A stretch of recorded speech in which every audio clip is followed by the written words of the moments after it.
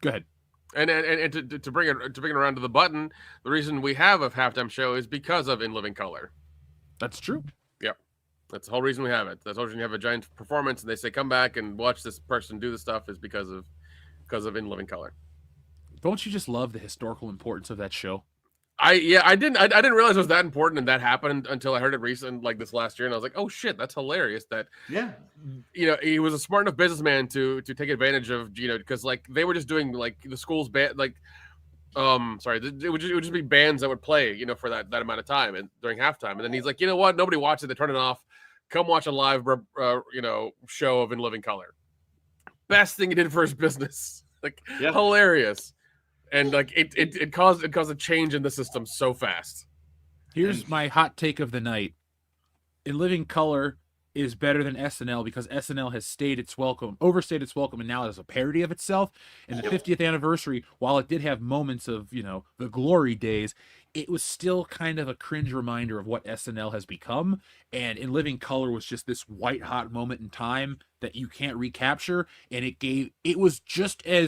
it permeates pop culture at the same window of time just as much as SNL does, because Fire Marshal Bill and Homie the Clown and Men on Film and J-Lo and all of that and Jim Carrey, like all those things became a huge part of popular culture. On In Living Color, he was James Carrey. Excuse me, James Carrey, Canadian superstar James Carrey, star of such films as was it Love Bites? What's the one he's in, the vampire movie he's in? Oh, Once Bitten. Once Bitten, Love Bites. I was going to say Reality Bites. I'm like, that is not him for sure. No, that was a totally different movie. But also In Living Color gave us Jamie Foxx, Tommy Davidson, essentially the Wayans brothers, with the exception of Keenan, who was already out there. J-Lo was already mentioned. Trying to think of who else came off of there. When people are like, oh, I'm old enough to remember this, and I'm like, yeah, I'm old enough that Shawn Wayans used to be called SW1.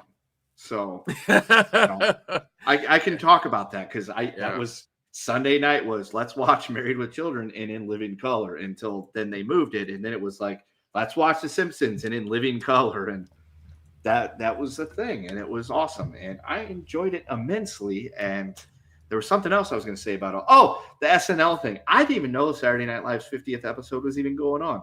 I remember the 40th because I made it a point to watch it because there was a big deal. The fact that Eddie Murphy was going to be back at SNL for the first time since 1984.